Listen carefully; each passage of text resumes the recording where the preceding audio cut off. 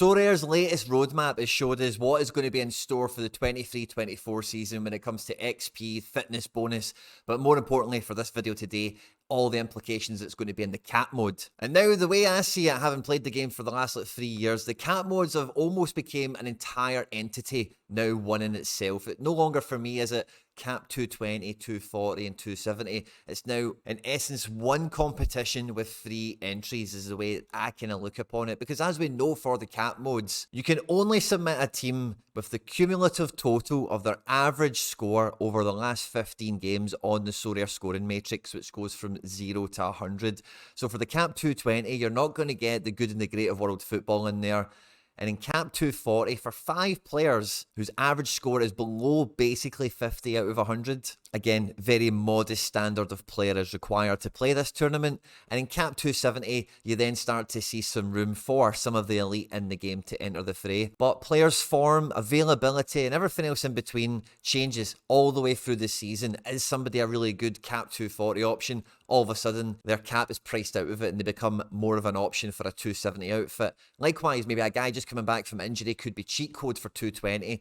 With the cap modes, there's so many different possibilities and so many moving parts of real life football that can be seized upon as an opportunity, as an edge in these modes. And it does reward depth, it does reward rotation and different faces. And because that is now needed for each of the divisions, it feels like now they don't just bump into each other, but they very firmly now run the same river. To compete in one is to compete in them all. Now, the only money that can be won out of the cap modes is the Ethereum threshold in cap 240. So with your team that has got a cumulative total of under 240 points, out of 500 in theory, has to score 300. Now, they get some bonuses and they get some multipliers that will help them along the way now this season, which makes it in theory that little bit easier. But there's no other money available in any of these divisions. The main objective, the main target now for these divisions becomes cards more than anything. Now, the quality of card in cap 220 and 240 is very meager and very modest, especially in direct comparison to the card quality you can receive in the cap 270 divisions, where Sorare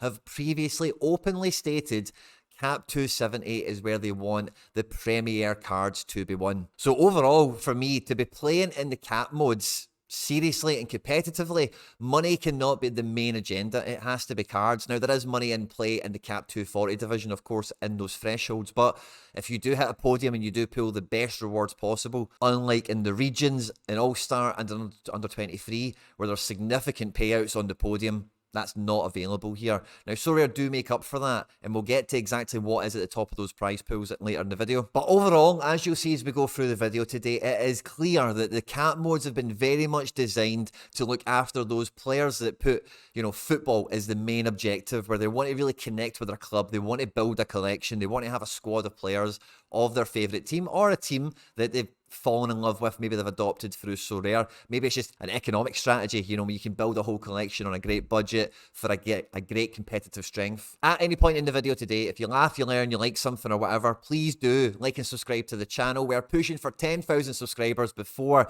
the new European season, and we cannot do that without your support. So if you do enjoy the content or anything at all, please do smash the like button, of course, and subscribe for more content like this. And let me know in the comment section at any stage if, what you did learn, laugh, or like, or, whatever might have happened. The comment sections on these strategy videos are always hot to trot, so I'm looking forward to reading the comments below. And let's just get stuck straight into it. Now, it is clear as day, the very first objective, the very first strategy, the very first angle of approach that the cap modes have been designed for, hence the best way to try and maximize what they yield, is by really owning and loving a club. Now, the fitness bonus is going to be a thing, but also in addition to that, in this competition, we'll have XP and collection bonuses available. It's going to mean that the players that are regularly in this competition and succeeding at the top end of the leaderboards will be making use of all the things that are on offer to give their cards the edge on the leaderboard. So it makes it easier to stack up on clubs. It makes it easier to stack up on clubs that aren't power players as well. And for me, this is a real have your cake and eat it strategy. Sorare, when they announced all the stuff on the roadmap, a part of that as well, which has been very much overlooked, is they confirmed what I put in my Liverpool community experience video. If you missed that, there'll be a wee thing at the top of the screen, you can catch that. But you will directly be able to unlock money can't buy, once in a lifetime experiences, tickets, VIP tickets, merch, signed merch, all of the above, and I'm sure much more. by being a top collector of your club. And that is not SO5 related, that is basically wallet driven. You know, if you can go and buy the cards, be first owner, get the special editions, get the jersey mints, whatever it might be, to get into the top echelons of the leaderboard at any scarcity of any club you care to think about that has a Sorare partnership and is selling Sorare cards, then you have that. I don't want to say it's guaranteed because we don't know, you know, the degree of payout and frequency, etc., but that is going to be there, and that is probably one of the main incentives. If you are if you're a fan of a team, like you really support a team and you want to have your favorite players on this game and mix and match them with not just the favorite players of your club, but maybe your favorite players on the game or from elsewhere in world football. But if by doing so, you're going to have the privilege and the opportunity to be able to just get tickets at the click of a button potentially, or shirts or whatever else, never mind anything that could be mad extravagant. Even just imagine it got you like one ticket a season and maybe a shirt or something at a push, right? At a push. Let's say that's all it got you. But then the definitive opportunity it gives you to maneuver between the cap modes, particularly 240 and 220, where you can be winning thresholds. So the thresholds at 240, whether it be at limited, rare, super rare, or unique, is commensurate with the rough probably cost of the squad. So not just this season, but next season and the season after and the season after, you know, that collection will be active. It can be active. Collection bonus isn't going anywhere. That advantage will be built in to the strategy, to the cards itself. And again, those thresholds, once you've bought the cards, you've paid for them, there will be some, you know, Sorare are pushing some in-game purchase items like rest packs to do with the fitness bonus and some other pieces that I'm sure we'll see unravel over time. But that to one side, if you're able to buy a collection of your favourite team, knock it between 220 and 240. Make yourself available for collection bonuses and the kind of good stuff that we just talked about there. As well as being able to yield, like, at limited level, if you were to yield the limited threshold over an entire season, at limited, you're talking $180, whatever your native currency might be. And for rare, you're talking about 1,800 quid over the season. And that could buy any number of things, to paying for an away trip, as well as, you know, shirts and whatever else. Now, you could obviously say, oh, well, the money you spent on the cards could pay for that as well, and that's true. But you'll be able to do this season on season for as long as Sorare is offering this. So I do think that if you want to really like support your team, I think operating in the cap modes is such an attractive strategy for the purpose of you building your collection, because it can be just the native club that you're running with. One of the great things I love about backing a team on Sorare, particularly one that you do support, is when they win, you win, you know. And unfortunately, NYC specifically have not been as good to me as Celtic as of yet, but they have been really formidable in Cap 220. These teams are laid out as just examples for the video, because I do have this entire squad at rare level, but I'm waiting for them to really start performing at 240, and you know, it's not been great overall for NYC. Traditionally, you would expect this to do much better as a complete team. But like most complete squads, there's star players, there's rotation pieces, there's unglamorous defenders. I've obviously had the opportunity to have some different goalkeepers available because Sean Johnson's moved on and whatever. So there's a wee bit of that organically happens over time. Your guys transfer, they actually leave and become maybe better. They're in a different team and they're not actually in rotation anymore with someone. And you actually have then two starters rather than one, with a rotation of, if the guy swaps, you're covered. And as number 2 collector for NYC, I'm going to be very interested to see to see exactly what we could be getting in store for me personally, because again, this is the have your cake and eat it kind of opportunity Sorare is giving fans, where you can have that kind of, I don't even want to say passive income, because again, you need to wait for actual results to happen. You need to strategize, you need to plan. There is a lot of input from yourself. It's not random or guaranteed or anything, because having this collection bonus all the way up to 5%, which not everyone will have access to, as many of these cards, the longer you have them, they get higher levels, which again, not as many people will have access to. The majority of cards are lower levels, so however you're ranking these guys up now with all the new training facilities and top-ups from the shop and everything else, the difference in these divisions, because especially for the Cap 240, where it is just hit a set score and get paid out the Ethereum, the more bonuses, the more multipliers you can take advantage of, just to make sure that your guys are jacked up to score as many points as possible, to make sure you grab that Ethereum threshold at unique level, which is $500, at super rare 200, and as we've previously mentioned, for the rares, 50 and 20. And again, these leaderboards now, we might actually start to see some competition on these, because if it's things like the once in a lifetime stuff gets given to the top place in any season in any scarcity first, and then maybe I think it might be like some sort of first refusal thing. But in any case, checking out the leaderboards on these different collections now might actually mean a little bit more.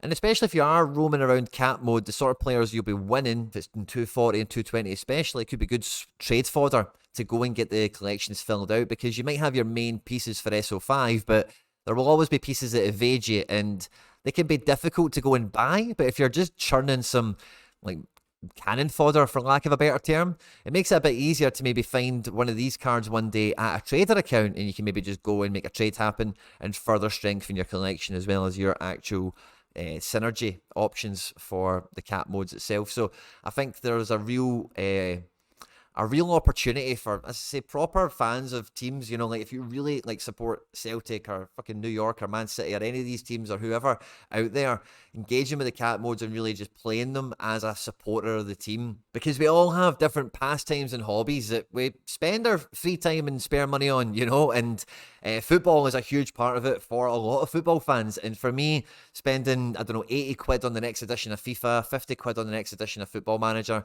you could definitely get a good set of limiteds to have a bit of fun with over the course of the season. Never mind if you were motivated to go and play with rares and super rares and some other bits and pieces. So I think that's the main opportunity that's there now for the football fan out there to engage with the cap modes, is really just backing your team and having fun doing it. The way the cap mode has been set out for me firmly puts it into two kind of categories. There's a competitive element here to this, as well as a sort of passive one.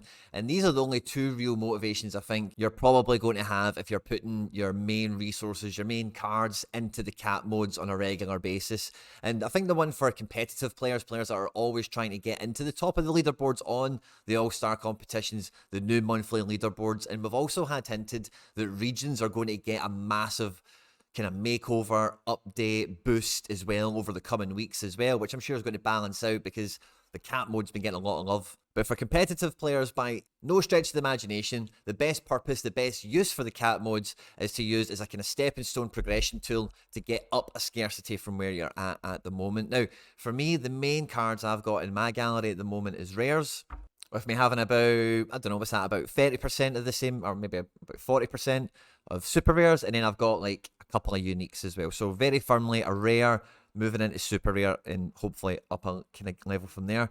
You might be starting out with common cards and getting your first limited in as well, where you're at that scale. You might be a limited player moving into rares.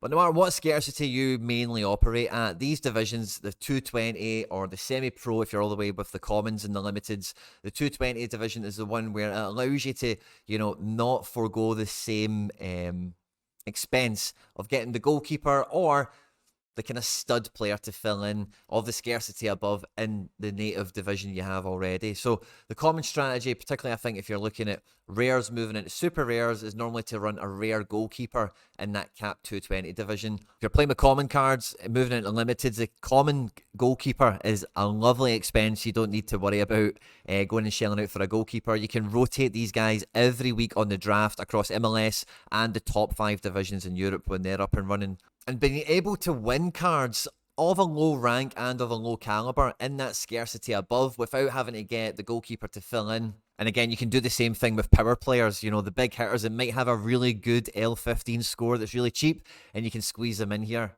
for free or for less up these other scarcities. And winning and pulling in those cards gives you some market fodder, gives you some ability to go in the market and trade around, but you're kind of forever crossing your fingers and toes out that division of any caliber at all. You pull a goalkeeper of that scarcity that will help you instantly flip the switch and move into the 240 division of that scarcity, because a 220 and a 240 team isn't really that different. There's maybe just a wee bit more quality, kind of all the way through the team perhaps. Maybe you're not relying on a guy coming off the bench or a guy that's just been coming off the bench to finally get a start. In the 220, maybe the 240, you've got a few more ready-made starters because of some of the cards you've won. And by continuing to play and operate between 220, 240, winning some cards of, let's say modest caliber and value, and also starting to collect some threshold on top of that, the next objective then becomes with that squad to then move it into 270. Now, sorry, I already said, like I said in the intro, that 270 will be where the biggest and best cards have won. And when you particularly look at what is on offer, I'm just going to use the rare one as an example on screen here, but if you're going to be winning star rares, at the moment this is the off season, so we'll see how it looks in the new European season when all the teams are on the go. But we've got tier 3, which is old tier 2. These super rares are all pretty handy, pretty good caliber. We're talking about playing goalkeepers, up and coming wonder kids, handy squad players all over the shop. Very good caliber of the scarcity up for a full rare team, for example, or a full limited team, as well as the creme de la creme of the native scarcity itself, where you're getting guys that are furthermore 270 capable, or very valuable to be sold into the market and help you level up into a different scarcity or withdraw, which will be even easier with this cash wallet. Because to fully move up a scarcity, I've got like 36 super rares, I've got about 80 rares. I wouldn't say, I'm very much on that precipice of being a super rare player, if that makes sense, but you're not really fully moved up a scarcity until, in my opinion, you can comfortably play the divisions that you do have targeted without a transfer or an injury totally undermining your key strategies. And I still feel that I'm kind of around there. You can obviously go and buy as many cards as you want until you're blue in the face, but no one really has the ability to do that for the most part. So the cards that can be won and used in these divisions is very underrated in my opinion, particularly for progression up a scarcity. A lot of the trades I've done in the past, I've very much been a one man's trash is another man's treasure kind of guy, and I've managed to get some interesting cards in some very good trades in my opinion, in that kind of principle by being flexible in the market and whatever. This is a great example and one that always springs to mind for me when I'm thinking about this, because the scarcity of the card, the value of the card, you can kind of get whatever you want if you really put your mind to it. But for playing the game, enjoying the game, having fun with it, and in terms of what the cap mode offers now with everything that's built into the game, and what's stated to be there, is it's the clearest path of progression to move from one scarcity of card to another, particularly if you're taking the game seriously. The only thing I kind of missed out of that little step there, is I'm just going to double check in my notes, is as you're accumulating and moving through 220 and 240, what you're kind of missing is in 270, you do need a killer. You do need a good guy, somebody that can smash 100, break 90, that can take that captain's armband and really get you to the top of the leaderboard. Because to win those prizes that we looked at and to hit that kind of level, it's going to take a big score, especially with all the bonuses that are on offer, XP, fitness, collection, and that captain bonus. Now, you're not going to win that kind of card out of 240 or 220, in my opinion, unless you get totally lucky on the tier system and a bit of the RNG. But the threshold, that should be a bit of the fuel that helps you go and get a marquee piece in that scarcity that you're trying to move your club up firmly into. And that is a real piece that I think a lot of people overlook and don't really target on their club when they do look at progression. Because to go into 270, you can do it with a squad, with a stud, no problem at all. What a lot of people tend to do is try and get as many like good cap guys in there and try and squeeze as much out of it as possible. But if you're going to be using it for progression, the first opportunity you're going to have to win it is by having your good 240, your good 220 contingent that are very good in the cap mode, and you kind of know where their fitness is at and when they're going to play. And then you've got a guy that can put you over the top of that captain's armband as well.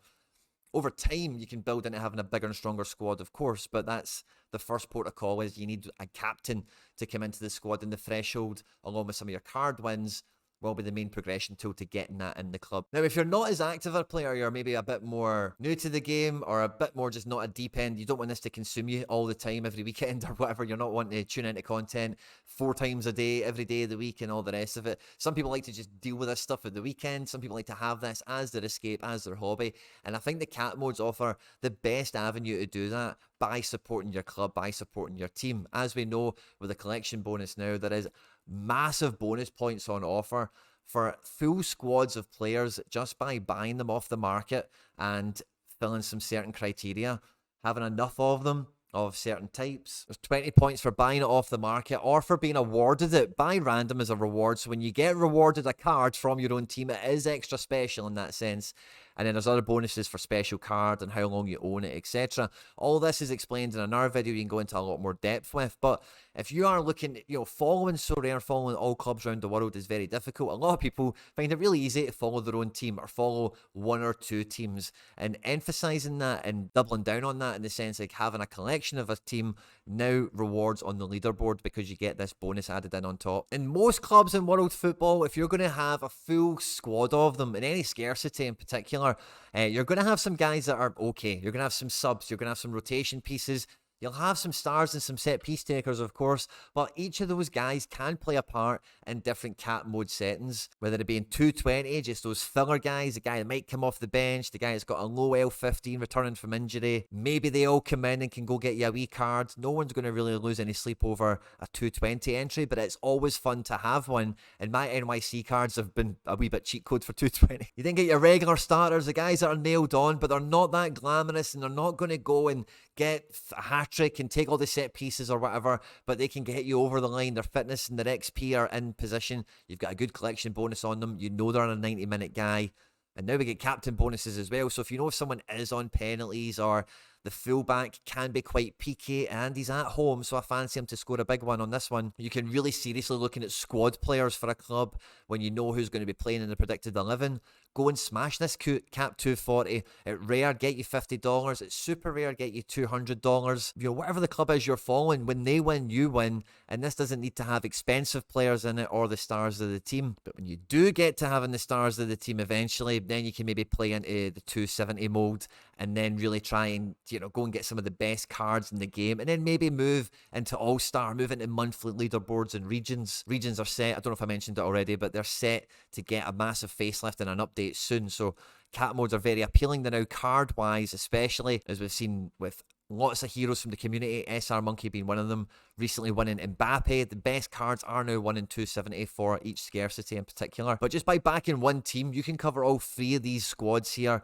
You will need to watch for fitness and rotation and maybe get some rest packs on occasion. But having that squad which can compete against 3 divisions like that, get some threshold, which over time, having that squad season on season will accumulate, will wash its face, will pay for itself in essence. It's fantastic. You get to enjoy a team, your team, winning at the weekend. And on top of that, you're then making sure you're putting yourself in a good position on the collection leaderboard so that whenever the collection rewards, which Sorare told us, stated this season, top collectors will just be able to unlock money can't buy experiences, VIP tickets, match day tickets, shirts and signed shirts. So if you want to get your stall in place for that stuff when it's there, cap mode is the division to be playing your squad in. For me. Now, there is some exceptions out there. There is some very expensive squads and collections out there, and those premium ones maybe do still firmly have a place in All-Stars and regions at the moment before we even know what those updates look like. But for every other squad, for the majority of squads in world football, the cap modes are where you can really do set and forget, get your threshold, get some good cards, and really have your cake and eat it. Because if you're getting $200 as a super rare fan,